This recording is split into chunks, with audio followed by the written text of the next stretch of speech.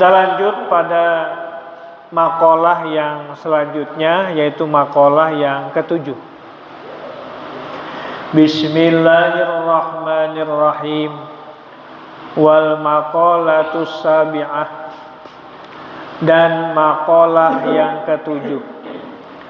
An Jabir bin Abdillah Al-Ansari radhiyallahu anhu anin Nabi sallallahu alaihi wasallam annahu qala.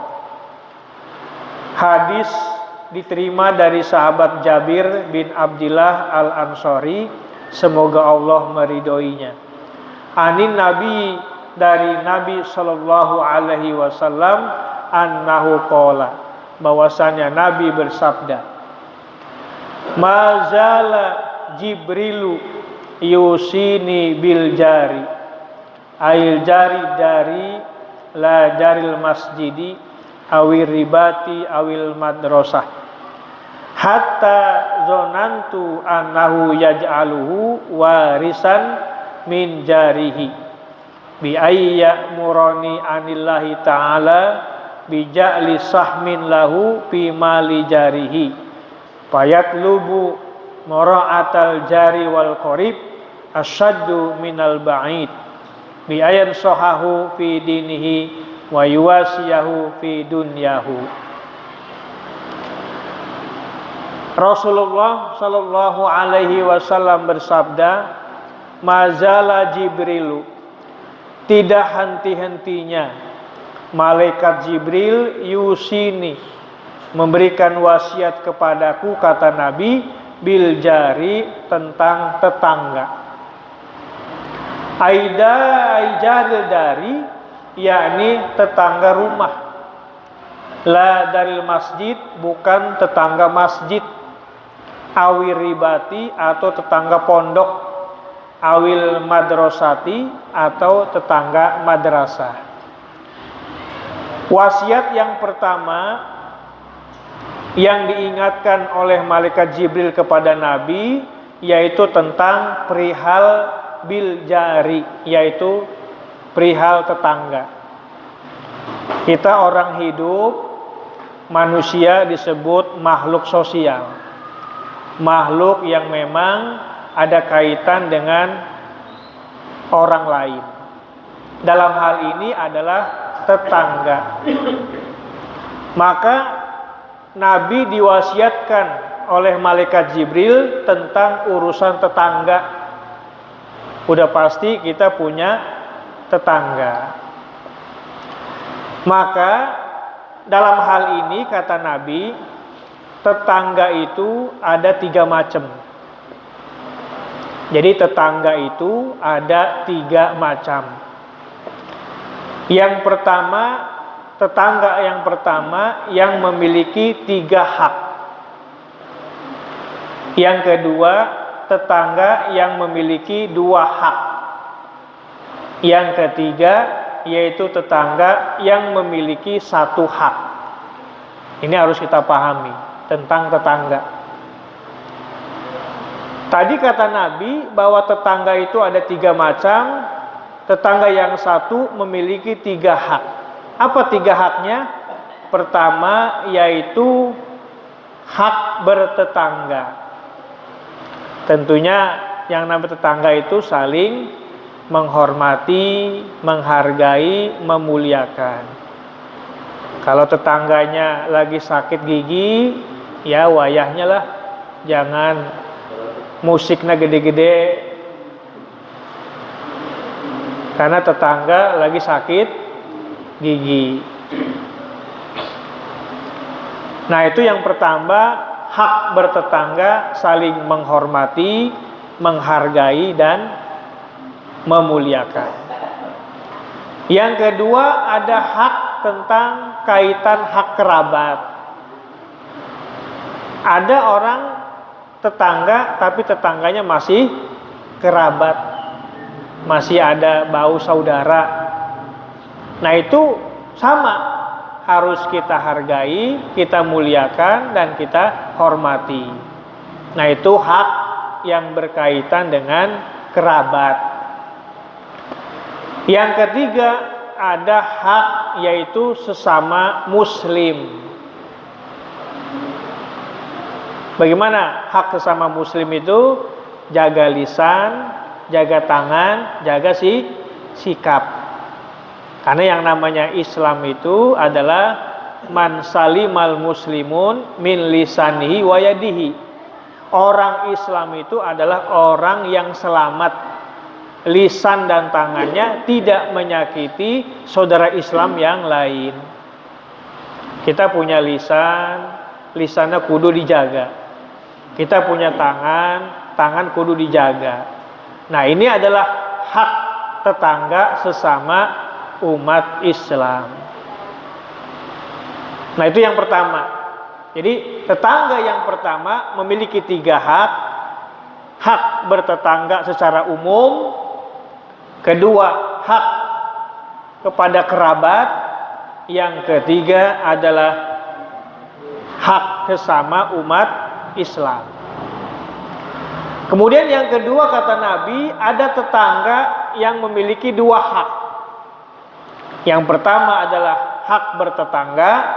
Yang kedua tadi hak sesama umat Islam. Dan yang ketiga ada tetangga yang memiliki 1 hak. Siapa mereka ini? Adalah selain dari Islam, yang disebut dengan apa? Non-Islam. Ulah kafir, non-Islam. Nah, artinya apa? Ketika kita punya tetangga non-Islam, mereka pun punya hak. Hak apa? Hak dijaga, hak dihormati, hak untuk dilindungi. Selagi apa? Selagi orang non-Islam itu tidak membuat makar. Apa makar itu? Makar itu melawan, menentang, tidak mengikuti aturan umat Islam. Ada tetangga kebetulan non-Islam. Begitu masuk lebaran Idul Fitri, ngilu lebaran. Motong ayam, buat kue. Bahkan kemarin Maulid Nabi nyieun kembang endok. Nyieun kembang endok. Padahal non-Islam ikut meramaikan. Saya sering diundang sama orang non-Islam itu. Pak, nanti hadir ya di tempat saya. Acara apa? Maulid Nabi katanya. Rupanya orang non-Islam ini ada punya keyakinan bulan Maulid ini adalah membawa keberkahan. Akhirnya rumahnya pengen didoain, bahkan tokonya pengen didoain juga. Tempat usahanya pengen didoain. Saya waktu masih ngaji di Kupang itu, sering non-Islam itu ngundang anak-anak santri itu. Anak-anak santri diundang untuk menghadiri berkahnya bulan Maulid. Ikut mereka. Karena mereka yakin juga bulan Maulid ini adalah membawa keberkahan. Pagi di pasar Ambon, masjid ngadain Maulid Nabi, bekakaknya luar biasa. Minggu depan musola, minggu depan lagi musola, minggu depan lagi musola, sampai terakhir malam Selasa masih ada berkat deh. Walaupun udah lewat bulan Rabiul Awalnya, udah masuk Rabiul Akhir, masih juga ada yang merayakan Maulid Nabi. Nah, jadi artinya apa?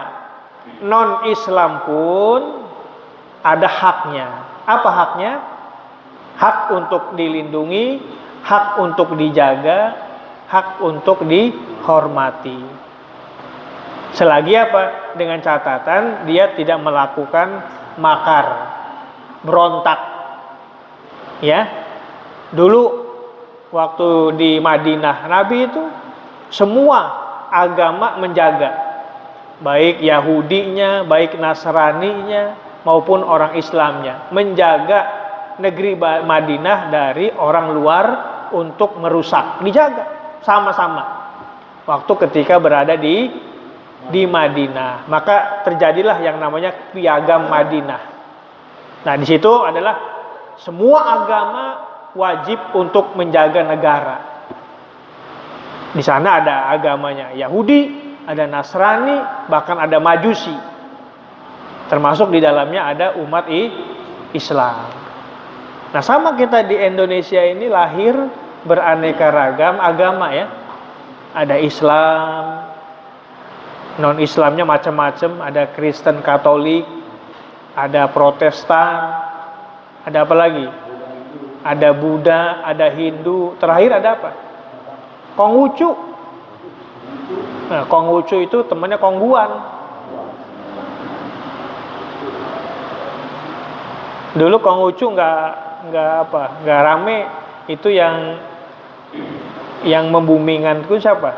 Yaitu pada waktu Presiden Abdurrahman Wahid, Gus Dur, maka keluar agama yang namanya agama Konghucu. Makanya orang non Muslim yang beragama Konghucu, mereka terima kasih itu dengan Gus Dur itu. Akhirnya diakui agama mereka, yaitu namanya agamanya Konghucu. Nah, itu namanya ukhuwah basariyah disebutnya. Ukhuwah basariyah itu persaudaraan sesama manusia. Ada ukhuwah Islamiyah, ada ukhuwah basariyah, ada ukhuwah watoniyah. Kalau ukhuwah Islamiyah itu apa? Persaudaraan sesama umat Islam.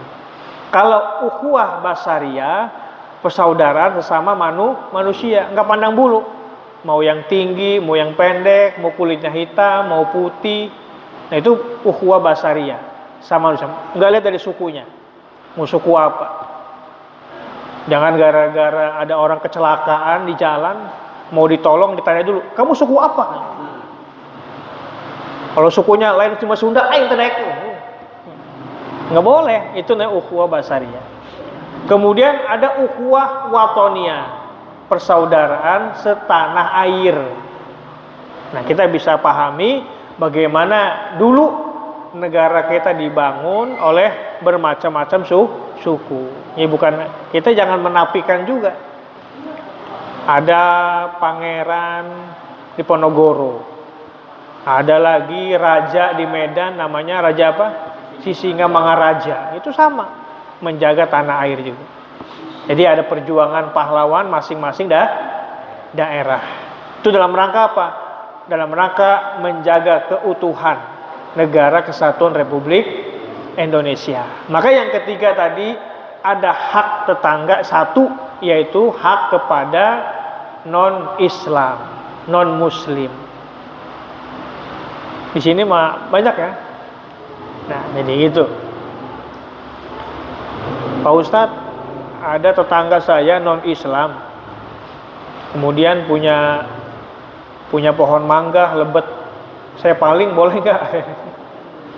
Saya ambil. Nah, tetap ketika itu ngambil, maling ya dosa hukumnya. Yang namanya gasap, maling tetap dosa walaupun dia di luar agama Islam. Namanya ngambil hak orang lain. Jangan diakal-akalin, tinggal jemaah kafir ya, non muslim baik, nggak ada kaitan dengan itu. Tetap mengambil hak kepada orang lain, tetap hukumnya zolim. Nah, itu para bapak yang saya muliakan. Nah, Nabi itu diwasiatkan oleh malaikat Jibril tentang perihal tetangga. Tetangga tadi yang dijelaskan, baik tetangga yang punya 3 hak, ataupun tetangga yang memiliki 2 hak, atau tetangga yang punya 1 hak. Bukan tetangga masjid. Walaupun di sini dekat tetangga masjid. Yang diutamakan adalah tetangga rumah. Kenapa tetangga rumah ini? Lagi ngolak duren tuh. Sebenarnya ngolak durennya 1, cuma ngerambatnya itu wanginya sampai 40 rumah. Padahal mah cuma 1, tapi fitnahnya sampai 40 rumah gara-gara bau duren. Si anu ngolak duren boro-boro ngirim kuah-kuahnya ta. Padahal mah cuma 1 itulah. Cuman rupanya fitnahnya luar biasa sampai 40 rumah. Nah, bukan tetangga masjid, bukan tetangga pondok, atau bukan tetangga madrasah. Hatta zonantu annahu yaj'alu warisan. Sehingga saya menyangka bahwasannya malaikat Jibril menjadikan tetangga itu sebagai ahli waris minjari dari tetangganya. Bi ayya murani anillahi ta'ala bi ja'li sahmin lahu fi mali jarihi. Bahwasannya malaikat Jibril memerintahkan kepadaku dari Allah Ta'ala untuk menjadikan bagian kepada tetangga dari harta tetangganya. Maka dia, malaikat Jibril memerintahkan untuk menjaga tetangga dan kerabat, yaitu lebih dekat daripada tetangga yang jauh. Dengan bahwasannya seseorang memberikan nasihat kepada tetangganya fi dinihi, dalam urusan agamanya, dan dia juga memberikan kejembaran, keluasan di dalam urusan dunianya. Itu tetangga itu.